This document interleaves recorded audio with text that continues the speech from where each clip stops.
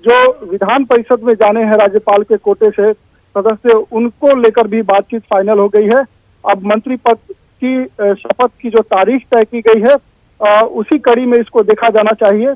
और एक और खबर है कि बोर्ड और आयोगों को लेकर भी जेडीयू और बीजेपी के बीच लगातार मंत्रणा जारी थी। ये भी कयास लगाए जा रहे हैं कि उस पर भी अंतिम मुहर लग गई है। जी चलिए दिवाकर, बहुत बहुत शुक्रिया हमसे तमाम जानकारियों को साझा करने के लिए। तो दिवाकर तिवारी जिन्होंने बताया साफ तौर पर कि अब इसमें कोई देर नहीं है, वो लिस्ट आ चुकी है। नीतीश कुमार कल मंत्रिमंडल के विस्तार की जो बातें आज उन्होंने अपने बयानों में कही, शाम होते होते इस पर मुहर भी लग गई कि कल हो जाएगा मंत्रिमंडल का विस्तार और मंत्रियों के जो 22 पद खाली हैं कल भर जाएंगे। जैसा कि हमने कहा कि इसकी संभावित सूची हम चलाते आ रहे हैं, उन नामों को दिखाते आ रहे हैं, कल उस पर अंतिम मुहर भी लग जाएगी। उसमें कई ऐसे चेहरे हैं जो युवा हैं, जो पहली बार मंत्री बनेंगे, तो कई ऐसे समीकरणों को साजने के लिए कोशिश की जा रही है।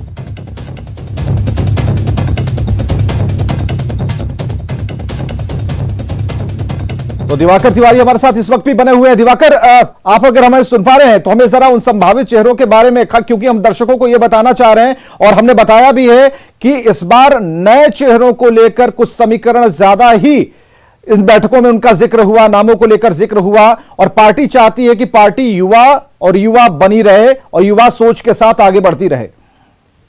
जी बिल्कुल, बीजेपी और जेडीयू लगातार जो चुनावी नतीजों के बाद मंथन कर रहे हैं, उसमें स्ट्रेटजी का ये हिस्सा है कि इस बार मंत्रिपरिषद में जो शामिल होंगे चेहरे वो नए होंगे। कुछ तजुर्बों का भी सम्मिश्रण किया गया है, लेकिन ज्यादा से ज्यादा मौका दिया जा रहा है। जो सामाजिक समीकरणों में हाशिए पर जो तबके हैं उनको शामिल किया जा रहा है, युवाओं को शामिल किया जा रहा है, महिलाओं को शामिल किया जा रहा है, क्योंकि दोनों ही पार्टी के नेताओं का ये मानना है कि जो उनको मैंडेट मिला है उसमें सबसे बड़ी हिस्सेदारी जो साइलेंट वोटर्स है, यानी कि जो समाज के हाशिए तबके से आते हैं वो हैं, और जो महिलाएं हैं उनकी बड़ी भागीदारी रही, उनका जो वोटिंग परसेंटेज रहा वो ज्यादा रहा, तो उनको ज्यादा से ज्यादा तवज्जो दी जाएगी। और जिन नामों की हम चर्चा कर रहे थे उसमें कई ऐसे चेहरे हैं, अगर हम देखें जो अपर कास्ट से आते हैं, सामाजिक समीकरणों का ध्यान दिया जा रहा है, तो जेडीयू ने खास तौर पे एक सूची बनाई है और उस सूची का जिक्र किया था और हम लगातार इस तरीके की जानकारी शेयर करते रहे हैं। और सबसे पहले हमने जानकारी दी है कि मंत्रिमंडल का विस्तार होगा, कल शपथ ग्रहण समारोह होगा। बिल्कुल, उस सूची पर एक बार फिर नजर अगर फरमाए दिवाकर, तो बीजेपी की सूची में हमने देखा है कि बांकीपुर से जो विधायक है उनका नाम आ रहा है, नितिन नवीन साहब का नाम आ रहा है, उधर संजीव चौरसिया के नाम आ रहा है, तो कई ऐसे चेहरे हैं जिसे प्रबल दावेदार के तौर पर उस सूची में शामिल किया गया है। तो जो जेडीयू कोटा है, जेडीयू कोटा किस तरीके से इसे बैलेंस करेगा? देखिए, जेडीयू कोटे की बात करें तो हमने कई नाम बताए थे, जैसे सुमित सिंह हैं, उनकी चर्चा हो रही है, उन्होंने सपोर्ट किया, हालांकि वो निर्दलीय जीत कर आए हैं, चुनकर आए हैं। उसी तरीके से आप अगर देखें तो जयंत राज और सुधांशु शेखर की चर्चा हो रही है, वो कुशवाहा कोटे से आते हैं। अगर अपर कास्ट से देखें तो संजीव सिंह और केसरिया से शालिनी मिश्रा हैं, नीरज कुमार है, उनकी चर्चा हो रही है लगातार। उसी तरीके से अति पिछड़ा के नामों पर गौर करें तो उसमें मदन सहनी और बीमा भारती, दामोदर रावत जैसे नाम सामने आ रहे हैं। उसी तरीके से अगर दलित कोटे से देखें तो महेश्वर हजारी और सुनील कुमार जैसे चेहरों की चर्चा हो रही है। और अगर कुर्मी कोटे से देखें, लौह कुश समीकरण की बात की जाती है तो श्रवण कुमार का नाम आ रहा है, जो नालंदा से उनकी नुमाइंदगी होती है।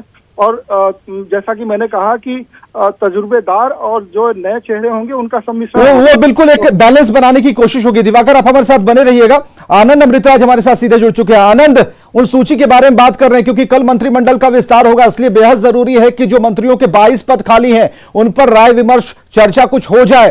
तो हमें जरा यह बताइए कि जेडीयू ने क्या तैयार कर रखा है? बीजेपी का समीकरण यहां समझ में आ रहा है कि पूरी तरह से बैलेंस ये लगता है, महिलाओं की हिस्सेदारी, जो साइलेंट वोटर्स थे उनका बेहद बीजेपी ने ख्याल रखा ताकि एक प्रेजेंटेशन सामने दिखे कि पार्टी ने उनके बारे में सोचा। जेडीयू खेमे में कौन सा ऐसा चेहरा होगा जिसने आस लगाकर रखी थी लेकिन वो नजर नहीं आएगा?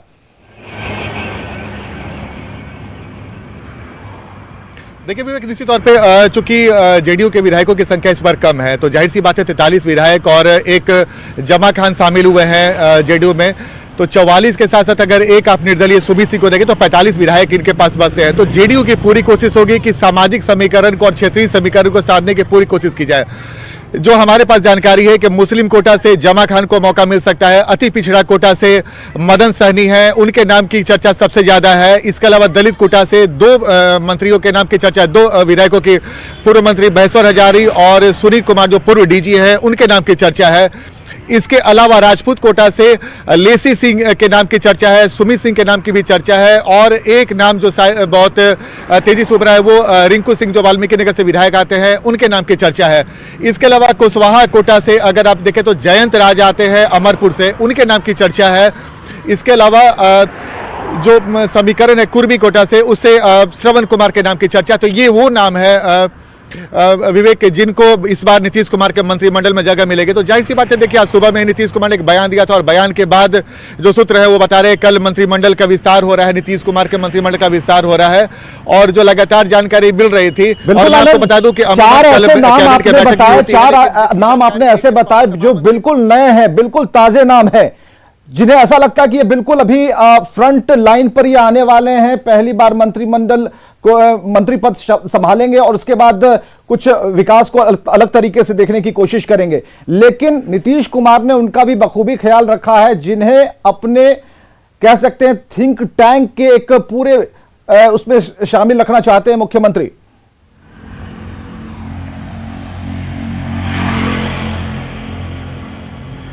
आनंद, देखिए विवेक, निश्चित तौर पे, और जैसा कि मैंने आपको बताया कि इस बार अनुभव के साथ साथ युवा चेहरों को भी प्राथमिकता दी जाएगी। जैसा कि मैंने आपको बताया, इसमें कई सारे ऐसे नाम हैं जिनको नीतीश कुमार मौका देने जा रहे हैं, जैसे जयंत राज कुशवाहा कोटा से हो, या फिर जो राजपूत कोटे से जिनकी बात हो रही है उनका नाम हो, या फिर एक भूमियार कोटे से शालिनी मिश्रा और नीरज कुमार के नाम की चर्चा। नीरज कुमार पहले भी इसके पहले मंत्री बन चुके हैं। तो जाहिर सी बात है, ये कुछ ऐसे नाम हैं जिनके पास अनुभव है, लेकिन कुछ ऐसे भी नाम है जो युवा चेहरे हैं। तो जाहिर सी बात है, नीतीश कुमार ऐसे नेताओं पर दाव लगाने की कोशिश कर रहे हैं जो आने वाले 5 साल जेडीयू को मजबूती प्रदान करे, क्योंकि देखिए विधायकों की संख्या कम हो गई और कम विधायकों में उन्हें तमाम समीकरण को साधना है, चाहे क्षेत्रीय समीकरण हो या फिर जातीय समीकरण। तो जाहिर सी बात है, नीतीश कुमार की पूरी कोशिश होगी इस समीकरण में वैसे नेताओं को ज्यादा से ज्यादा मौका मिले जिनके मंत्री बनने से पार्टी को सबसे ज्यादा फायदा होगा। तो जाहिर सी बात है, कल मंत्रिमंडल के विस्तार में उन चेहरों पे सबसे ज्यादा निगाह रहेगी कि किन्हें वो मौका मिलता है। तो जाहिर सी बात है, जो हमारे सूत्र हैं वो ये बता रहे हैं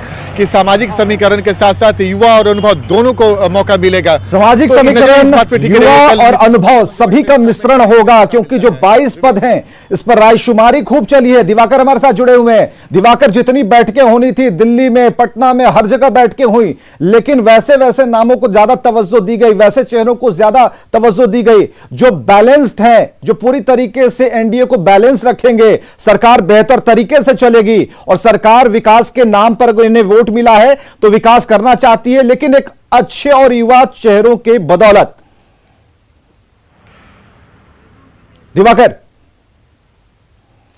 और आनंद हमारे साथ जुड़े हुए, यही सवाल है आनंद, जिस एक बात कर रहे हैं हम कि एक बैलेंस बनाने की कोशिश की गई है, और कहीं ना कहीं मुख्यमंत्री ये चाहते थे कि ठीक है पुराने थिंक टैंक रहें जो कि युवाओं को साथ लेकर चले, पार्टी का जो इमेज है, एनडीए का जो इमेज है वो दूर तक जाए, लोग ये समझें कि ये पार्टी युवा है और खासकर युवाओं को आगे लाने के लिए, युवाओं के विकास के लिए बहुत कुछ करने वाले हैं।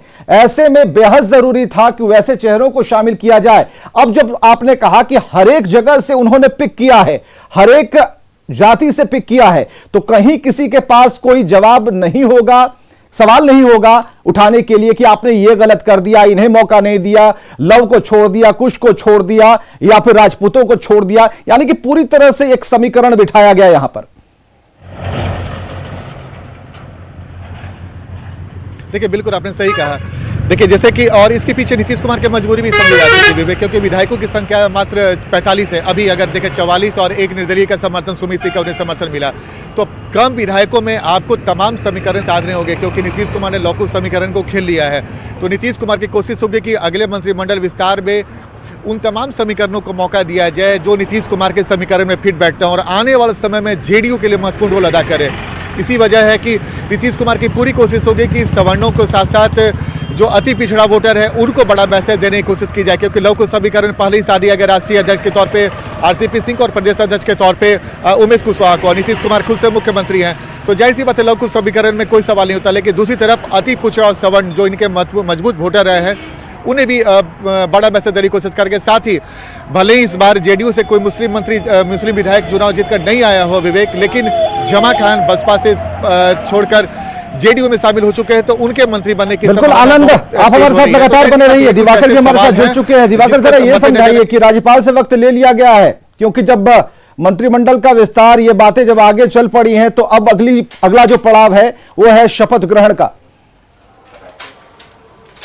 जी बिल्कुल, शपथ ग्रहण समारोह कल होगा और जो मंत्रियों की सूची है लगभग फाइनल हो गया है। दोनों ही पार्टियों के तरफ से जो मंत्रणा जारी थी उसको आखिरी मुकाम तक पहुंचा दिया गया है, अंतिम मुहर लग गई है। और जो नामों की चर्चा कर रही थी बीजेपी में, खासतौर पे मैं आपको बताना चाहूंगा कि बीजेपी ने पार्टी के विस्तार के मद्देनजर कई ऐसे स्ट्रेटजी बनाए हैं, उसमें मंत्री परिषद में भी चेहरों को शामिल करने को लेकर वो रणनीति है। और मैं आपको बताना चाहूंगा कि जिस तरीके से बीजेपी ने अपने मंत्रियों को सक्रिय किया है, जो उनके मौजूदा मंत्री हैं वो लगातार जिलों का दौरा कर रहे हैं, वहां वक्त गुजार रहे हैं और लगातार उनके कार्यक्रम रखे जा रहे हैं, तो उसी लिहाज से सभी सामाजिक समीकरणों को साधने की कोशिश की जा रही है और समाज के उन हिस्सों को ज्यादा से ज्यादा भागीदारी देने की कोशिश की जा रही है जिनका वोटिंग परसेंटेज बेहतर रहा दोनों पार्टियों के पक्ष में और जिनका माना जाता है कि वोट बैंक है अच्छा खासा, तो लगातार प्रयोग कर रही है बीजेपी और उसी तरीके से चेहरे सामने आ रहे हैं। मैं आपको बताना चाहूंगा कि शाहनवाज हुसैन जो विधान परिषद में आए हैं उनकी काफी चर्चा हो रही है। सम्राट चौधरी जो कुशवाहा समाज से आते हैं उनकी चर्चा हो रही है। उनके पिताजी कभी नीतीश कुमार के साथ लव कुश के पार्ट हुआ करते थे, शकुनी चौधरी, तो सम्राट चौधरी भी विधान परिषद के सदस्य है, उनकी संभावना जताई जा रही है। संजय सरावगी की चर्चा हो रही है, संजीव चौरसिया की चर्चा हो रही है, भागीरथी देवी जो बिल्कुल दलित समाज से आती है उनकी चर्चा हो रही है। अपर कास्ट की बात करें तो उसमें नीतीश मिश्रा का जिक्र आता है, उसी तरीके से रणधीर सिंह का जिक्र आता है, कृष्ण कुमार ऋषि हैं जो दलित समाज से आते हैं उनकी चर्चा हो रही है।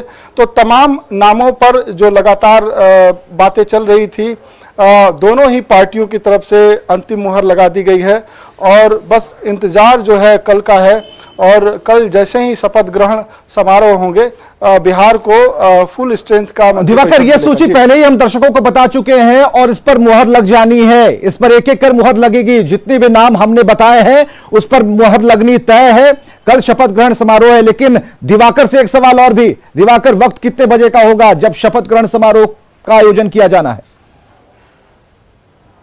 देखिए, आधिकारिक जानकारी अभी नहीं दी गई है, सूत्रों से हमने ये खबर अपने दर्शकों के लिए लाई है, तो थोड़ी ही देर में आधिकारिक जानकारी आएगी। बाकायदा जो है जो मीडिया को इंटीमेट किया जाता है राजभवन की तरफ से, तो वो जानकारियां आएगी और वो हम जानकारियां जल्द ही शेयर करेंगे अपने दर्शकों के साथ। जी बिल्कुल, आनंद हमारे साथ बने हुए हैं। आनंद, एक बात अभी दिवाकर कह रहे थे, शाहनवाज हुसैन की चर्चा इन्होंने पहले की और कई तरह की चर्चाएं चल रही थी, अपने अपने एंगल से अलग अलग विस्तार से दिया जा रहा था इस खबर को, लेकिन शाहनवाज हुसैन जिनका कद और पद आप अगर मिलाएं और इनकी हिस्ट्री को देखें तो बहुत बड़े नजर आते हैं, लेकिन शाहनवाज हुसैन की बिहार में एंट्री, एमएलसी के तौर पर एंट्री और उसके बाद मंत्री बनने की तरफ जब ये अग्रसर होते हैं, चलते हैं, क्या नजर आता है? कुछ सूचना है कानों तक?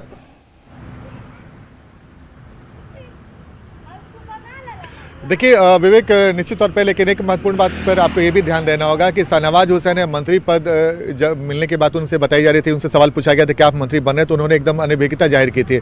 जाहिर सी बात है कि शाहनवाज हुसैन का एक बड़ा कद है, तो वो उनको एक मंत्री बनाकर बीजेपी उनका उपयोग करेगी, ये थोड़ी जल्दबाजी होगी कहना है। तो उनके लिए शाहनवाज हुसैन के लिए कोई बड़ी भूमिका की